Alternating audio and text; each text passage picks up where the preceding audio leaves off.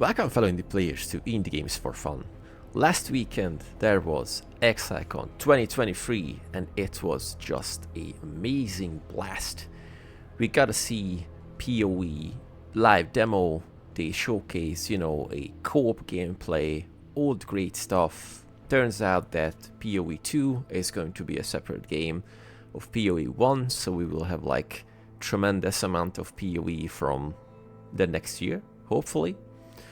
And we got a bunch of cool news, and the new league is coming out like in 2.5 weeks. But Exilecon was really great. I enjoyed it so much, but got me thinking that, hey, IG, you are forgetting something. You forget something that you really like, and you do it on a yearly basis. And thanks to that, got it to my mind that, dude, I replay a teeny tiny game every year, which is the best ARPG ever made in my opinion. And if you see the screen, yes, we are talking about Torchlight II. So thank you very much for Exilecon and all the great news and all the ARPGs popping off nowadays, like Last Epoch. PoE 1 is really hard, and PoE 2 is coming out. It reminded me that, dude, there's a game that you love and replay gazillion times, and you replay it on a yearly basis. So yeah, that's what we are going to do. And if you are watching this video and you haven't played or haven't heard of Torchlight 2, let me introduce the game for you, because it's a blast. Torchlight 2 is a cartoony graphic ARPG made by none other than the creators of Diablo 1, Max Schaefer, and this was in my opinion, and a lot of people says that as well, that Torchlight 2 was the pinnacle of the Torchlight series. The first game, extremely cool. Torchlight 2, jump to light speed. Torchlight 3, infinite. Let's not talk about it. So, we are here today to relive the good old days, to play Torchlight 2 once again, blast through the story, which in my opinion is a really cool one. Not really complicated, but really capturing. The game mechanics are really simple, really easy to get into, but it's really rewarding, and it has one of the best systems ever made into an ARPG, and that is a dedicated path system that you can use to fetch stuff for you, to sell stuff for you, and to attack enemies. And you have a bunch of different paths that you can choose from. But before we jump into the game, I just want to show you the cinematic of the campaign before Act 1, because I made a character already, because I always, spend a lot of time making characters, even here in Torchlight 2, with only like 24 different stuff that you can choose from, like, face, skin color, hair. That's all the stuff you can do. But I do, spend a lot of time. Drop a comment if you are also a, customizing aficionado, spending hours customizing your own character, even in the smallest game. So, let's check the cinematic, and then we jump into the action. Deep beneath Torchlight, a darkness gathered. 3 heroes confronted the beast called Ordrak. Yet even in death, Ordrak's corrupted heart endured and called out.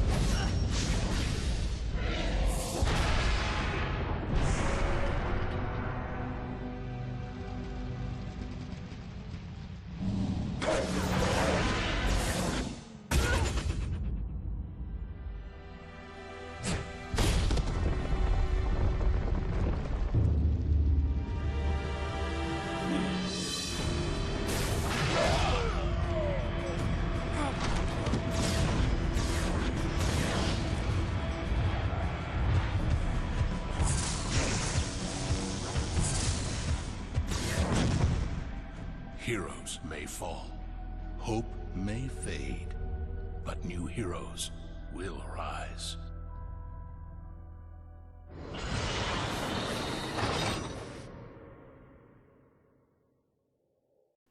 What an intro, guys, what an intro. One of the best intros ever made, if you ask me. What I really like about it, it has some kind of like homage to like a Samurai Jack type of animation, also blended with some, you know, Avatar in the Legend of Aang. And the fun fact is, the heroes you've seen were the playable classes in Torchlight 1, and the narrator is going to be the narrator in the game as well. So, I made a Outlander, because last time I played the game, I played an Ember Mage, and in Last Epoch we also play a caster one. So I thought that let's, you know, do a ranged one, but now not a caster, but a classic ranged character, the Outlander. And since I've played the game many occasions, I was thinking that, you know, let's just bring the heat up to almost maximum, because it's not a hardcore one, but we are playing on Elite. Elite is the highest difficulty of the game. So that now everything's said, let's jump into the action with the single player mode. One of the best things in the game is the narration. So you have this really cool like GM feeling that you have in tabletop role-playing games, that the narrator says what happens, and most of the time the characters voice the quests they give you, and also when you got a level, when your fame level is getting increased, you get a quest, stuff like that. You will hear it and I will explain everything. So let's just, you know, jump right into the action and see what Torchlight 2 holds for us. This is as far as I can go. You should carry on to the Estherian Enclave, but you're on your own. Warn them that the alchemist destroyed Torchlight and is headed their way. He may be there already. Yep. You have received a quest. Just like I said, you have received a quest. I think it's one of the most iconic stuff of Torchlight 2 that you will definitely hear a lot of times. So we are starting with 2 pistols. I'm not sure if we're going to blast pistols or not. And we are in Act 1, the Awake of the Alchemist. And we have, like, you know, the standard auto attack on the right click. With shift we can, you know, stay in one place.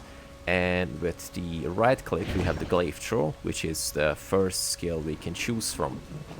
The game introduces 4 attributes: strength, dexterity, focus, and vitality.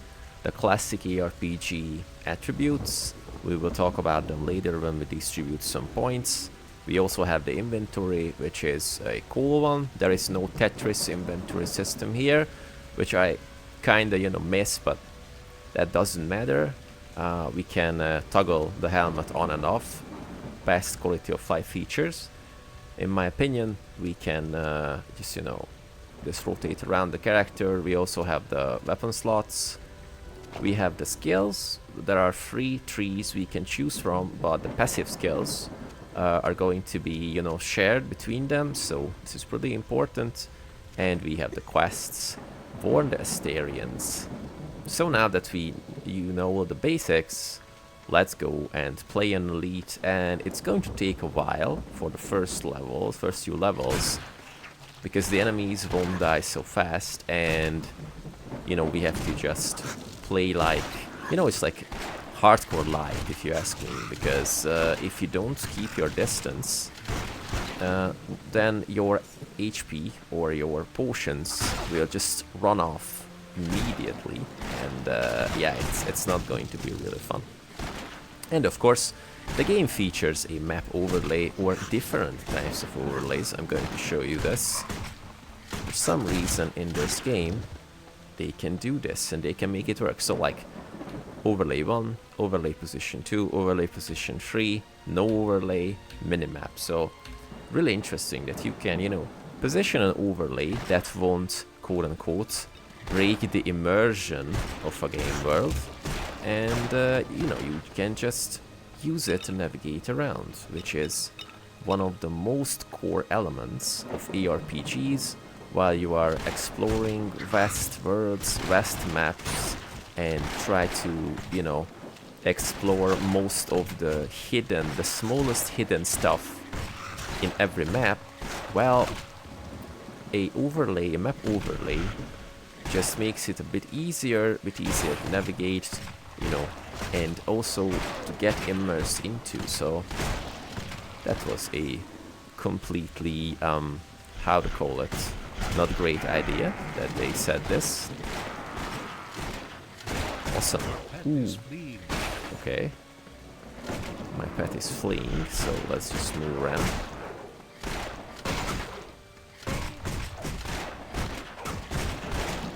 Okay, cool. With the Shift and Z, with a hotkey, we can heal the pet really easily. Let's see. Now we have a chest, which is we have a bow and light gloves. The gloves are getting, you know, equipped immediately, but for the bow we do not have the attributes that we need, so we will have to wait a little bit. Okay, so since we do not have level 2 yet for the bow to equip, we will have to kill a bit more enemies, and then we will equip the bow, because I'm not a big fan of pistols, and there are 2 ways to play, or more like 3 ways to play the Outlander, and my favorite way is to blast some bow damage. Now we got level 2, and you become more skillful is one of my favorite stuff that I can hear in a game. So, strength is going to increase all weapon damage as well as the amount of bonus damage done when performing critical strikes. The dexterity increases the chance to perform critical strikes and dodge enemy attacks. Dexterity also increases fumble recovery. Fumble recovery reduces the damage penalty if an attack is fumbled. Fumble basically missing. With focus, we can increase mana and elemental damage. Focus also increases the chance to execute strike with both hands simultaneously. Strike is going to be the little, you know, stuff that is going to be fulfilled, or, you know, filled up if we do some damage. And vitality increases HP, total armor, and chance to block with shields. So we're going to increase this to increase weapon damage. And we are going to, you know, distribute some points between strength and dexterity to increase, you know, weapon damage, and also to increase the dodge chance, because in this level of difficulty, we will going to rely on some dodge chance that enemies won't kill us immediately when they come in like hordes, which is, you know, classic ARPG style enemy placement, and as well that you know, just try to be a bit more tactical. So the stuff we can choose from is warfare skills, lore skills, and sigil skills. Sigils are basically, you know, like passive skills, if you will. Lore skills are the glaive that we are throwing. There's a tangling shot, glaive sweep, sandstorm. Also with the warfare, we can do like the rapid fire, the chaos burst, and also the passives I was talking about. And I'm going to use a lot of passives. I still don't know which one I'm going to play, so let's just, you know, read some skills and we will choose. So with the Blade Pact, invoke an ancient curse that slows your foes and undermines their defense. The Blade Pact lasts for 7 seconds, and any enemy passing through the pact area suffers the effect for the list duration. So we are placing down different type of stuff, like a sigil, I guess. Shadow shot. You curse your ammunition, causing it to split into 3 shards upon impact, which seek additional targets. AoE type of stuff. Bane breath.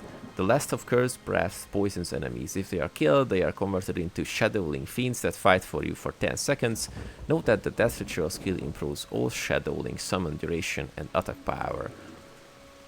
You know, haven't played many of the summoning type of builds in Torchlight 2 when I played, so I think this is going to be the good choice. So, Blade Pact it is. Let's see how it looks. Yep, this is like a big AoE stuff. And since, you know, they are going to come closer, the good thing is that we will, you know, hinder them. So they won't attack us that effectively. And, you know, we can just single them out one by one. And it's really good against bigger enemies. So it's, you know, it's a great choice. You can mix and match different skills. I am not, you know, following any type sort of build or whatever. I was thinking that, you know, just every time I do this, I just, you know, use my own imagination, own stuff.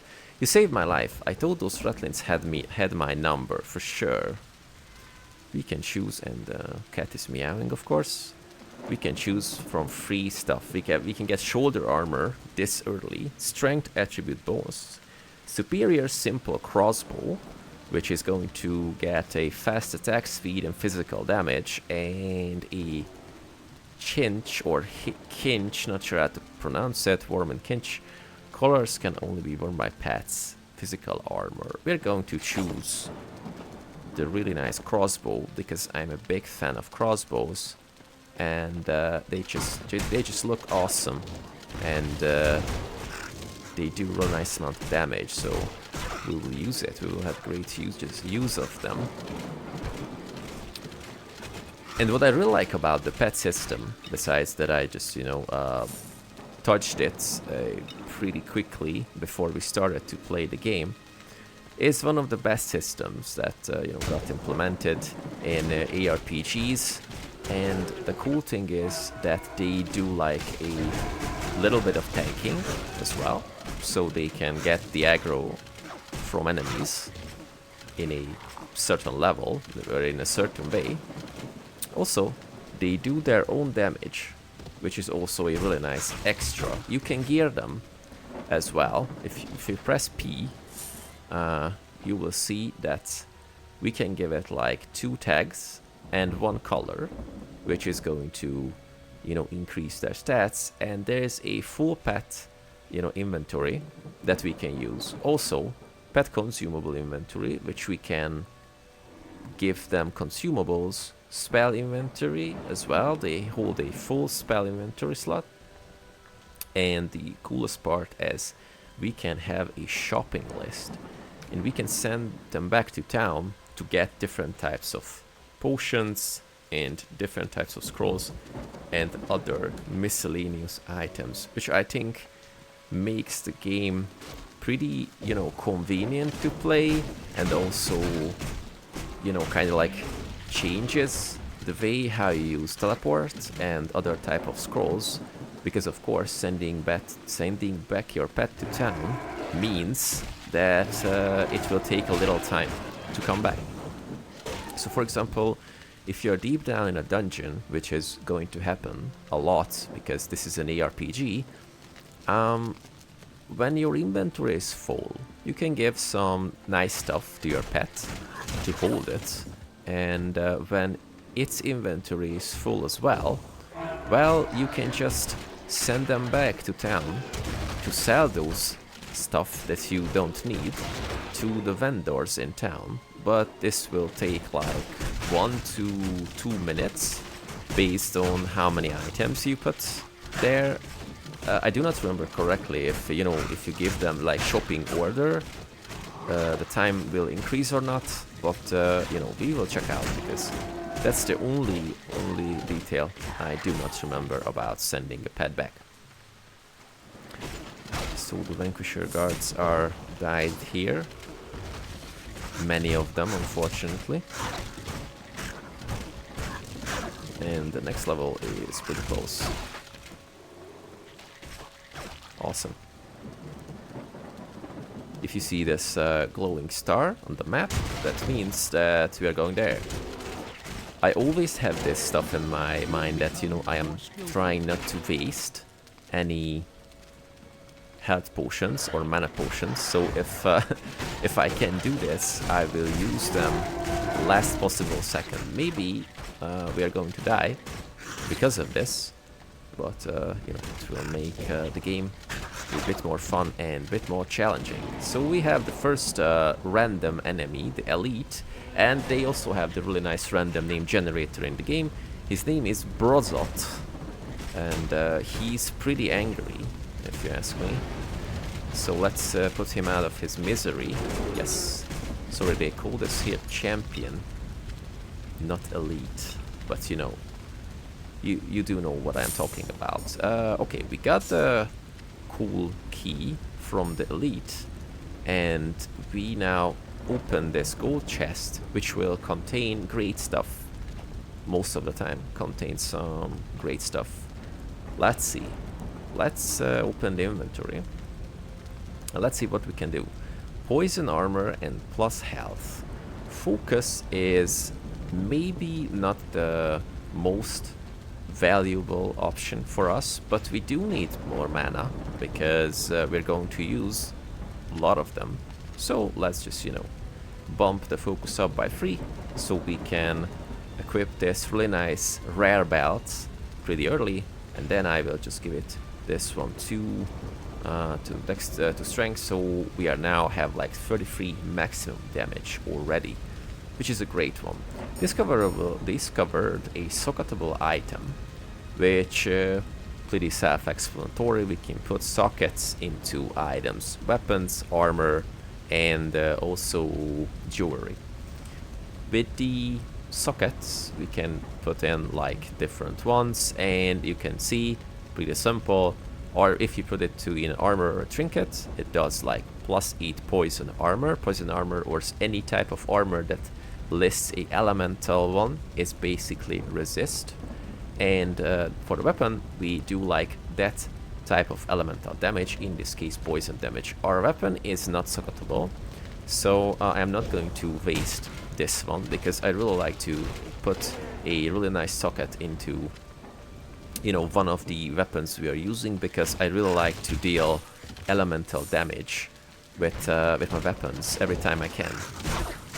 So we're going to just, you know, get rid of these ratlins, and then I will distribute my other skill point. We have the Master of the Elements, which is your expertise with the elements allow you to deal more damage with them. Poison receives twice the benefits of other elements. So we are going to build a nice, like, you know, hindering poison build. Just pulled it out of my butt, so let's hope that it's a viable build and it won't be completely crap and makes us, you know, regret and leave the game. But that's never the case with me in my ideas in Torchlight 2, because, you know, the game is fairly simple and you can do like awesome builds, but it's you know, not. And you, of course, correct me if I'm wrong. Maybe there are much more hardcore players than I am, and maybe they will disagree with me, because I would say that building here is not that punishing like in PoE or something. But yeah. And it was all I could do to prevent him from entering the Enclave. As it was, many Estherians were injured, and since the confrontation, several more have become ill. We are not sure what is causing it. After his assault failed here, the alchemist carried on southward toward the temple steps. Commander Vale and her vanquishers arrived a short while later and pursued him, hoping to prevent further damage. Okay, so the alchemist just, you know, rampaged here as well and carried on southward. Let's see what we can choose from. Vampiric stocking gun. We have the superior farmer's shotgun, and here these guns are gonne, which is pretty cool in my opinion, and savage ashen bow, which converts 10 physical damage over 5 seconds and knockback. So we're going to choose this one. Vale believes that the alchemist might attack the Wellspring Temple in an attempt to reach the Guardian of Water. For what nefarious purpose, I am afraid to speculate. There has been no word from either Vale or the Guardian. Scout the Wellspring Temple and determine if the Guardian of Water is in any danger. We are going to do that. You have a new quest. So we've chosen the Savage Ashen Bow. Welcome, Because we like bows. Let's just, you know, sell the stuff we don't use. It's like shift click. Same as most of the ARPGs. And let's talk to the main quest guy. Just get here? Sorry, that was not the main quest guy, the side quest guy. So, Warbeast Armory. If you are going out to the temple steps, I could use your help. The Stormburn has set up a makeshift smithy there, and they have 2 blacksmiths making suits of armor for wild Warbeasts they have captured. Those Stormburns seem to be working from schematics, but they keep them under lock and key. Do you think you might be able to get in there and grab the armor schematics? Of course we can go there and grab the armor schematics, if you ask us. I really like the side quests here in the game. They are just going really well with the story. I mean, of course there are some go there, grab this, go there, kill that, and stuff like that, but no, you know, like really simple quests. Okay, we have like kill 45 something and bring back 87 other stuff, so this is really great. Here's a chest. Let's get the money and of course get everything, because we're going to sell everything. I have this you know, hoarding mentality in every game, mostly thanks for Torchlight 2, because with the extra inventory with the pet and the extra stuff that you can just, you know, send the pet back to sell stuff and have a great time, well, I always just pick up everything and sell it, because, you know, it's like a few coins, a couple of coins, but maybe they will do some... I always think that they're going to save your life later in the game, so that's maybe just my idiotic, you know, idea that how to play an ARPG, but I mostly do this. So now we are going to take the tricky path, because this wasn't looking like a path at all on the map, but it is a path, and we are going through to those big rocks. Oh, okay, got some cool cool item. Wait, what? But it was a... Wait. Oh yeah, we already equipped it. No, light tunic. I saw something that was... Oh yeah, because I pressed shift. Oh, okay. Yes, okay. Health recovery per second and health stolen on hit. Oh, okay. We're going to keep this for our weapons, because health stolen on hit is just extremely great. Like, you know, vampirism or blood... what is this? Leech or something like that.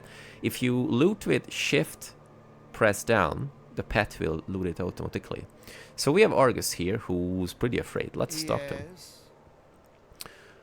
It is my duty to tend to the honored dead, but they are angry and have risen. Oh, okay. Oh, okay, click this one again. Okay, the honored dead did so much for us when they were alive. We should not treat them with disrespect now, and they are dead.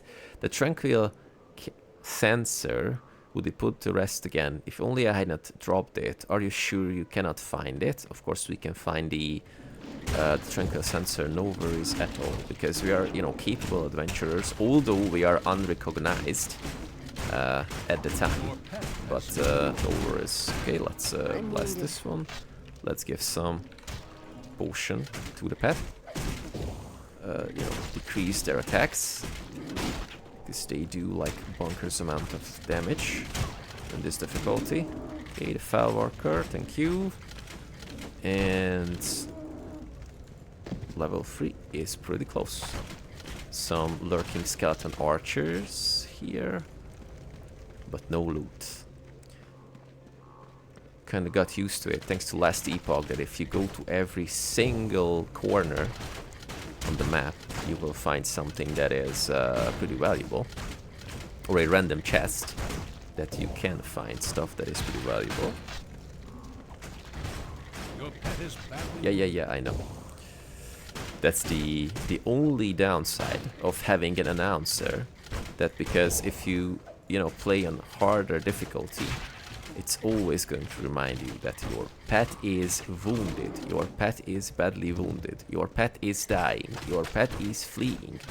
And of course, as a good GM, always, telling you what happens and what to expect, but sometimes it's just a bit too much.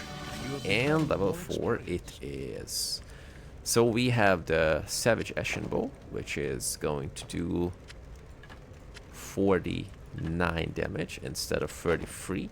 So it is a really nice upgrade. Let's kill the Shambler because it's pretty slow. Let's give like dexterity to increase the... What was that? Why is it dropped? Never mind. So we are going to increase some dexterity, and then after killing those nice skeletons that, thankful to the game, they are really slow, we are just going to upgrade the Blade Pact once again, so we can hinder those enemies that are trying to ambush us. Jumping, they can jump down from a ledge, which is pretty interesting. I thought that if, like, skeletons jump down from this height, the bones are getting scattered around because of the impact, but not in Torchlight. Okay, cool. Unidentified pants. We are going to identify them, of course, but we do not... Oh, yes. Sorry, I forgot that identification scroll goes to a different tab.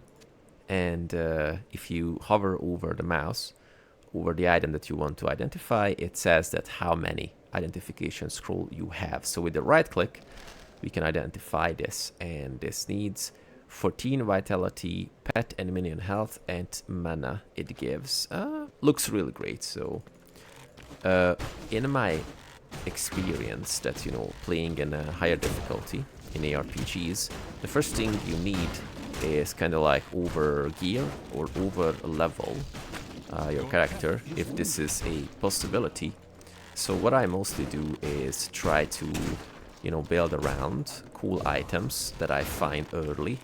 So this will give me nice amount of advantage against those enemies, and pet health and mana and some extra defense will be a really great asset against those enemies.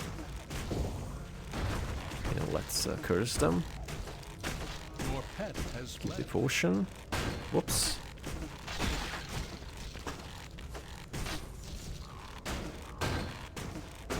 Come on, I pressed Z.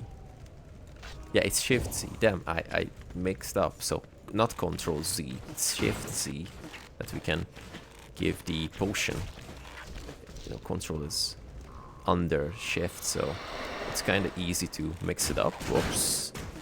We enrage the spirits regarding the really nice spectral chest there, which is going to be a cool one. War Club, Light Coif, and with the Light Coif we also have like a nice headpiece, but I'm going to just turn it off because we have a nice bandana and we want this to be present up there. Ooh, we killed it. And nice amount of loot, nice amount of potions. And in this difficulty, potions are going to be basically really essential. So I really hope that after a while it's not going to turn into like potion spamming the game, or potion management the game. So I try to build some armor against different types of elements, but we will see what happens.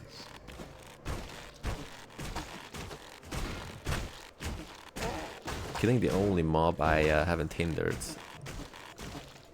And we have the Tranquil Sensor. So we are going to bring it back to the dude, and he's going to be really, really grateful, I guess. Protect Guardian. That was not that. Discover the Wellspring Temple. Obtain the schematics.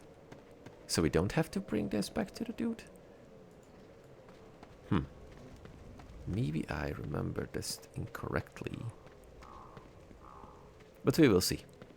Because it, you know, should be there on the map, I guess.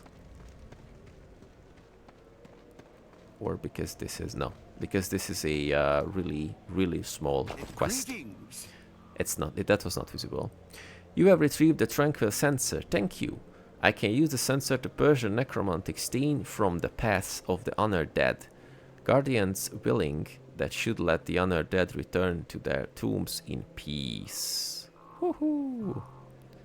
Okay, so superior shotgun. No. Bow, crossbow, pistol, and wand range. And pet tags can be worn by pets. So we're going to choose a tag. And we got some fame. Yay! And we can talk about fame thanks to that. Give the tag to the pet.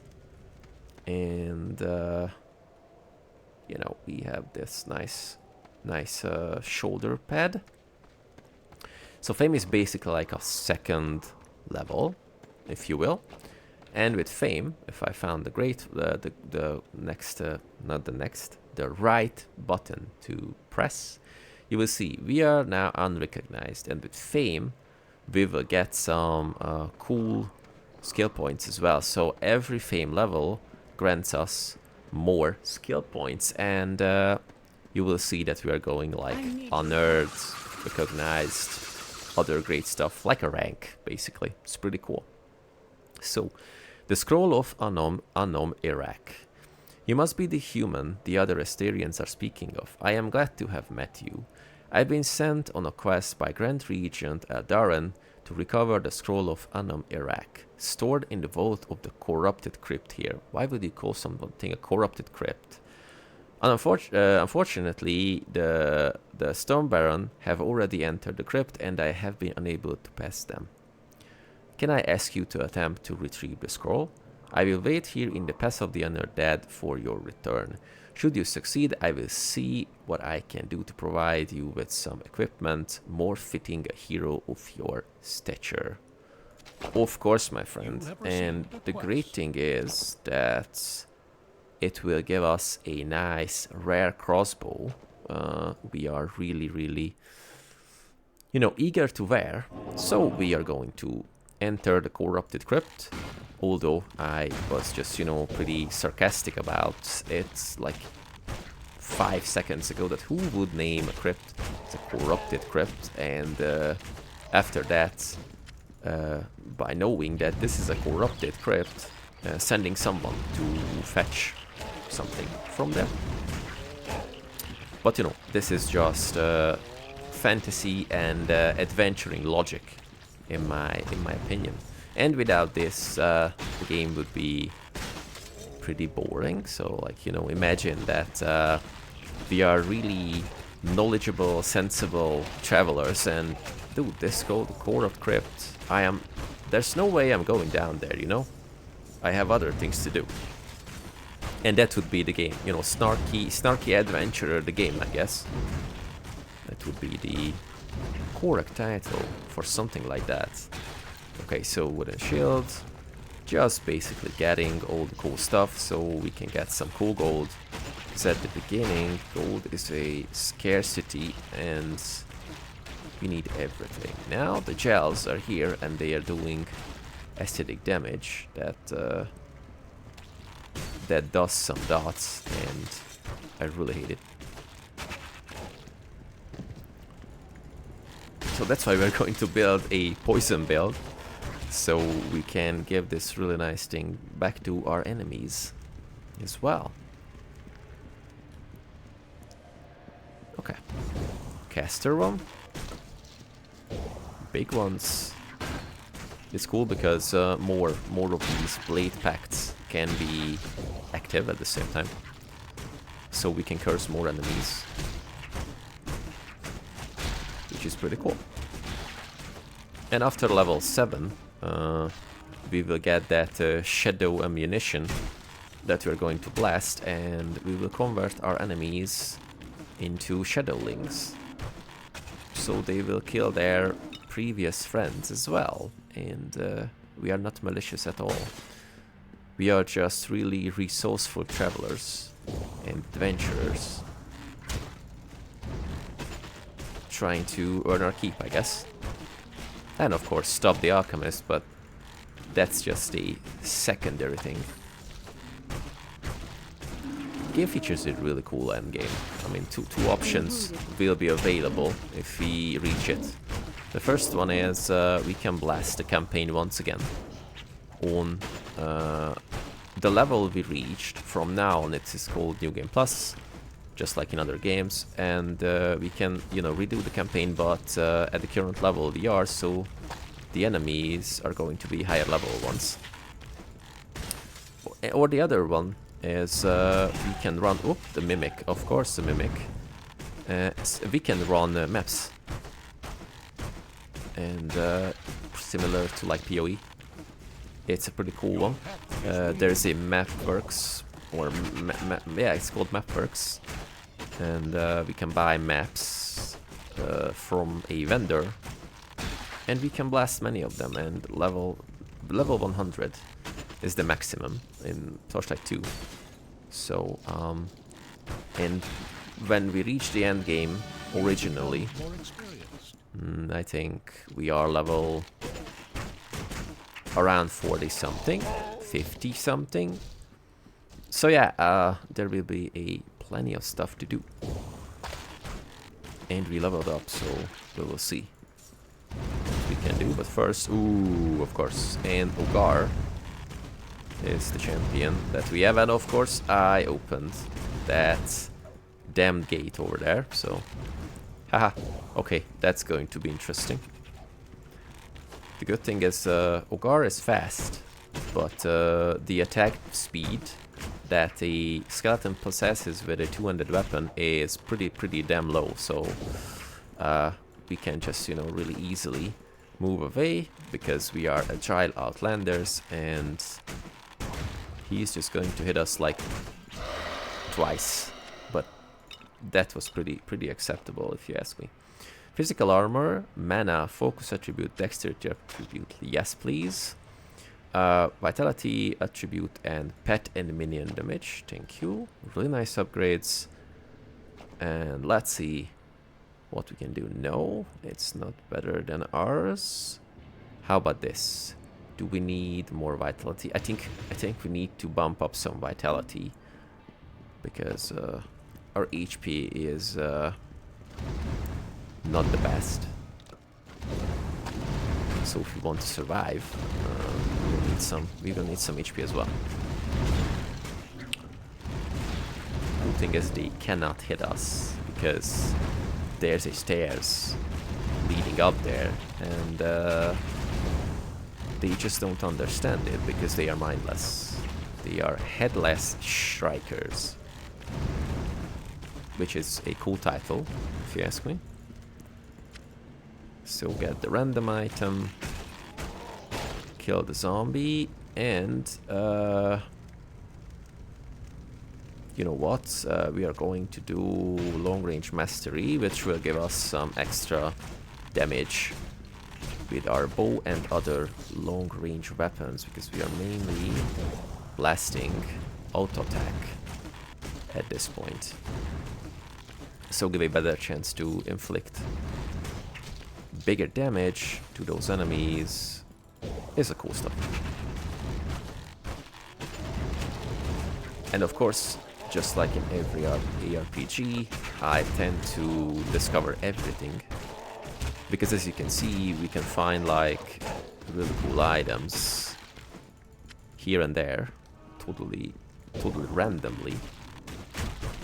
And I do enjoy exploring, and if I do not explore a level fully, I just have this feeling that, damn, I missed out on something. Maybe there's a extra cool item just waiting for me in some you know, chest or urn or whatever. And I didn't find it because I wasn't, you know, I wasn't adventurous enough, so that's going to happen. Clearing the full crypt before facing the boss, getting all possible random stuff and not random stuff that we can, and sell most of them because most of them are useless. Okay. And of course there is an achievement to destroy every something, and I still don't have the, maybe the biggest one, like destroy 5,000 urns or 10,000 urns or something. So there is still on my bucket list to complete. Cool. Get the money, run up, and you know, we are trying to pick up the pace a little bit. But maybe that's not going to be that easy. I really like the, you know, the shield wielding ones, because the first thing you need is shatter their shields, so that you like, you know, extensively hit their shields, so they block the first 1, 2, 3 hits, depending on how much hit you distribute to them, and after that their shields are getting broken. This one are using shield blocks as well, but they are harder to kill because they have, you know, nicer looking shields, so more block chance. Okay. Whoops, that was interesting. I wanted to shatter the urn, but instead I hit a random enemy upstairs. Pocket pistol. Ooh, we can, you know, exploit the acid gels from here, because they cannot climb stairs. But the other ones can, because they are intelligent. And they were humanoids once, I guess. So they can jump. So as you can see, we only have like 1 health point. Health points? No. Thank God, not only 1 health points left. 1 health potions left. 0 health potions left, because I just healed up my pet. Because she's doing the heavy lifting. Oops. Of course, trapped. Oh, it's great that we can, you know, outmaneuver this. So let's see if we can, you know, get rid of these enemies before they hit us. I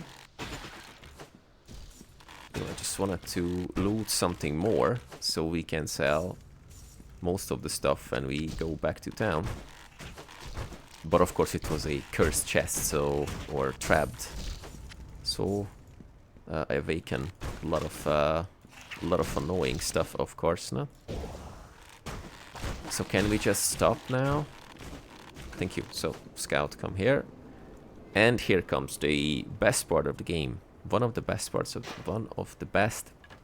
the game. Yeah, this is how you say it in English. Is I give most of the stuff to my pet that I am not using. And what she's going to do is bring it back to the camp to sell it. And of course, if I find it, we will get nice amount of potions. You know what? I'm just going to get 30 and send back to town. And since this is like, oh, okay, so this is like 35 seconds. So let's just put the inventory stuff here. And since we do not have any more potions, I'm going to wait for 20 seconds and really quickly say that I am planning to complete the game, and I make videos about it, so I really hope that some of you will enjoy it and stick around with the channel. If you like the content or the videos of my channel, please consider subscribing, because only one people need for like 200 subs, and it's just kind of like mind-blowing. When I first, started the channel, I thought nobody's going to be interested, because I talk about random indie games and, stuff like that, but it's after like a few months we have like 200 people, and it's just extremely great. So if you enjoy my content or whatever, please consider subscribing. And Scout just came back from town, and if my eyes weren't what's the word in English, this idiom for that, yeah, we got some nice unique socketable, which is health recovery per second and damage to secondary targets. Pretty nice one. We got the short barrel carbine of Venom, which does extremely great damage, and we have like a poison stuff. So I mentioned that I'm not going to use guns, because I'm not a big fan of guns, but if it has like a great set of stats, well, we are going to use it. So that's unfortunately not how it works, at least not in this difficulty, because we need every single advantage we can use against those enemies. What is this sound? Like a a swing that needs to be oiled. That's pretty annoying. Ooh, man. Now they are closing in. Okay. Let's just, run past them, if that's possible. Your pet is badly wounded. Yep. Giving it the potion. Thanks, man. Some zombies, slow ones. Oh yes, level 6. Cool one. Woohoo! Shoulders. It's got a warrior killed. Awesome. Okay, let's distribute the points really fast after we kill those annoying skellies. Oh, general. Oh, now he's not doing the slow attacks. He's doing the fast attacks, because he was a capable general, I guess. I have this vision in my mind. He was a pretty badass one. Okay, let's slow them. Oh, no. Don't need to be, that determined, I guess. Let's give a Blade Pact one more, and let's see, is there anything upgrade? Oh yes, the upgrade we have. Ooh, awesome. We are looking like pirates. Look at this poison stuff that is, coating the shotgun or the gun or whatever. Carbine. Awesome. Vitality attributes. Yes, we increase them because we love some nice health stuff as well. Great stuff. And also we have the mana and pet health stuff. So like let's increase strength, because in this case we have like 60 damage. Oof. Okay, not a big fan of the sound effect of those guns, but we are doing much better damage than before, so this stays, I guess. Shroudwing, one of my favorite enemies. Just looks insanely great with this like light greenish shade. Oh, and we got ambushed by a general. General Skeletoni. Hello there. Okay.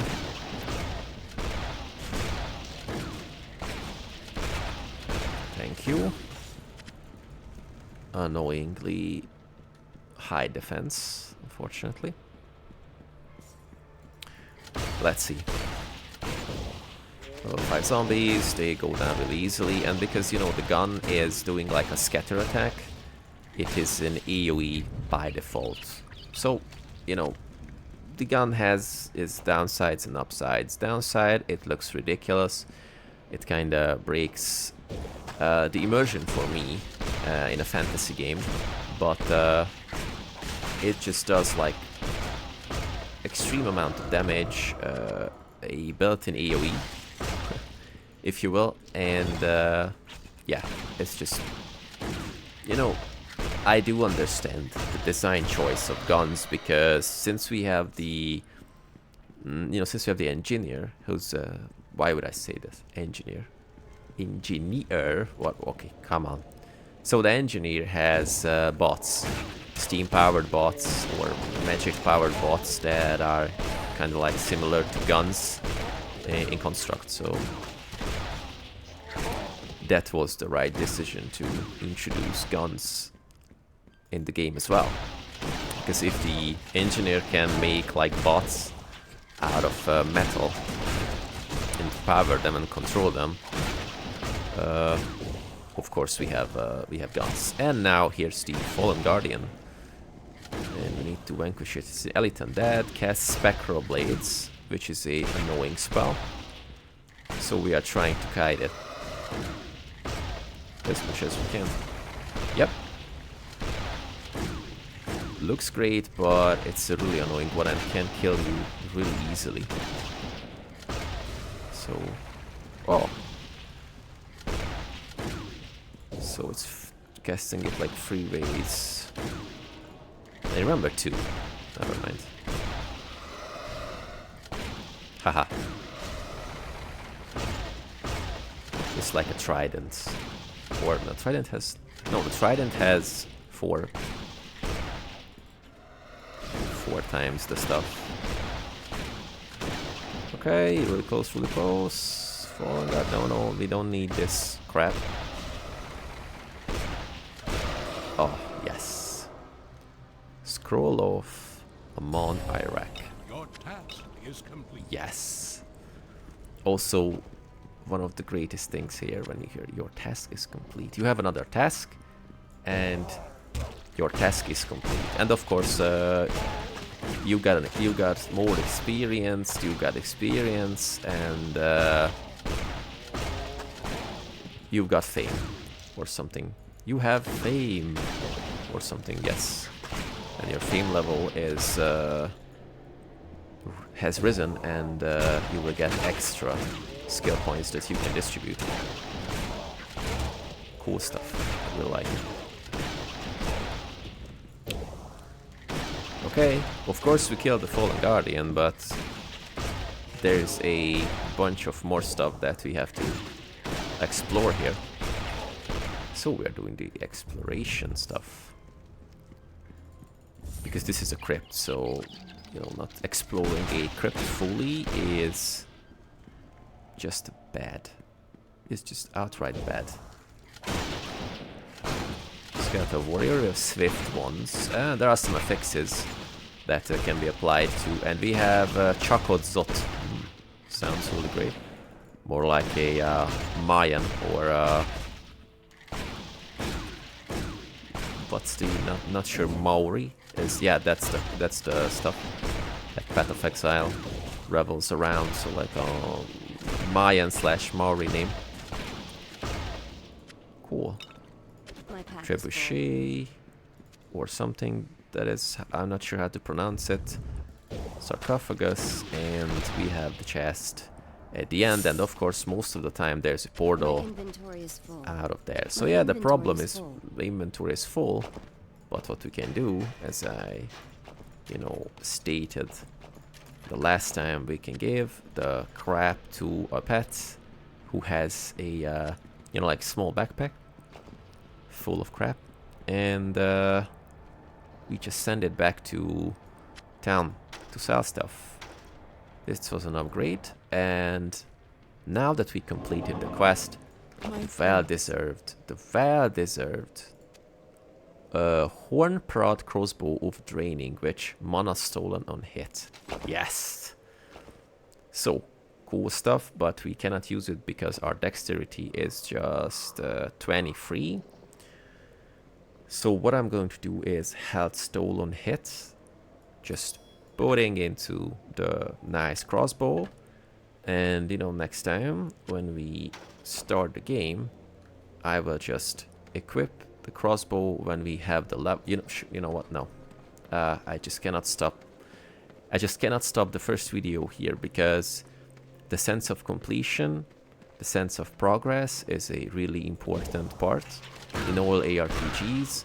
So I just need that last level so we can equip the crossbow. So I will be happy, you will be happy, and yeah, everyone's going to be happy, hopefully. So let's kill those fell walkers. And oh, okay, maybe we have to go to the next map to even get the level. Oh, that was a rock, got unturned. Damn it. You know, I just cannot do the opposite of what I was saying like 4 minutes ago. And of course it was empty, but never mind, because this was, you know, like Schrodinger's rock. So what about...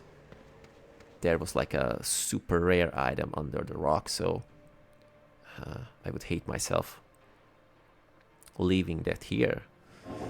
And now the temple steps are one of the biggest open space of Torchlight 2.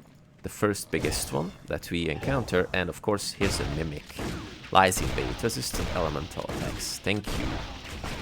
No, just a random chest lying in the grass, waiting to kill dumb adventurers who's trying to, you know, just when they see a chest, they just have to loot the chest. This is the, you know, the most adventurer thing in the world. Ooh, okay, ooh, Goblin Lord. Goblin Lord is basically a warhound, warbeast, who's also a phase beast, if I am seeing this correctly, which means it is going to summon a phase portal. Uh-oh. Haha. Okay. Maybe that's a problem. But we have a nice amount of potions, so no problem. Come on, why more enemies? Come on. Okay, maybe we are going to die here. But I just want to equip my new crossbow. Come on. Okay, getting rid of them systematically. Slowly but surely. I, you know, pulled a ton of enemies. Maybe that wasn't the best idea. Oh yeah, and he's doing the summons. No. Yes, I know, and I am also badly wounded, so sorry for that. Oof. Oh man, I just wanted to get a few XP to equip the crossbow. That's everything I wanted. And look at the mess I caused. So remember when I said potion, oops, some buggy bug there? Potion, the management game. So yeah, maybe that's going to happen here. Because if I run out of potions before they die, well, we are going to die. Come on, but we are going to get the level. So that means I will equip the crossbow that does more damage, and we will decimate them. Yes, please. Okay, so let's run. You have gained in experience. Dexterity. Equip the crossbow, like brutal amount of damage. Thank you. Let's try to get rid of this Yes, much better. Crossbow to save the day. Or, you know, maybe, hopefully. And scout as well. So critical stuff. Let's kill this one. Thank you. Woo. 7 potions left. Debuff it. Oh, yeah. That was... Oh my god. Okay, that was close. That was brutal. So like I'm pretty sure the new player would have, you know, died. Or tried to flee or whatever, just got panicked. But thanks to the runny game and the nice potion spamming stuff. And of course the brutal new crossbow we got from completing the really dangerous, really adventure quest to get back the Scroll of Anom-Irek, or what was the Anom-Irek. We were victorious. Oh, what is this? Oh, nice melee weapon bonus damage to armor. Per hit. Okay, cool. So, here is the waypoint. We are going back to the Estherian Enclave. And sell the stuff. And now we have the shadow shot, so what we're going to do is put it here. How many mana it's going to cost us? No, that's not going to happen. So the blade pact goes here, and the shadow shot goes on the right click. Greetings. We sell the junk, and we call it a day for now. Physical armor, no. We need this one. No, that's worse. No, that's worse. We don't use this. This stays. No melee stuff. Thank you. No more pistols, hopefully. Stays. Electric armor. No. Vitality bonus. Yes, please. Is it better? No. Okay, and let's sell all the crap that that scout got.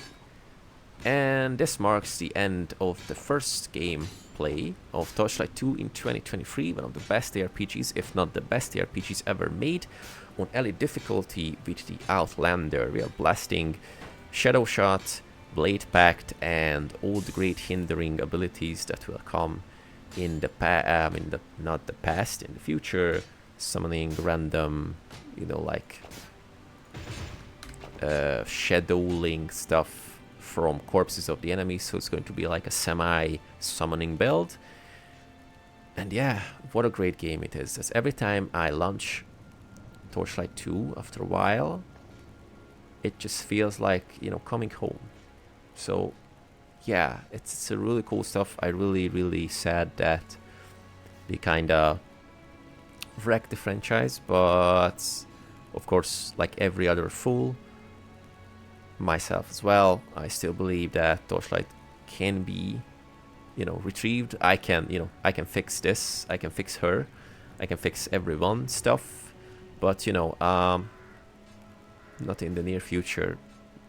And you know, seeing what happened to the Devil 4, well, we know what happens in corporate game making. But let's, you know, not turn down the hypeness and the good stuff for the end of the video. Thank you very much for joining. If you like the content, like the video, please drop a nice thumbs up to the video, subscribe to the channel, write a comment. Have you played Torchlight? Do you like Torchlight? You're gonna pick up Torchlight. Everything about Torchlight. And there's a coffee page in my description if you wanna help my journey, support my gaming journey. You can give a small amount of €1 to, you know, support this, and I buy more indie titles that we blast on the channel and all the great stuff. Thank you very much, and see you really soon in Torchlight 2.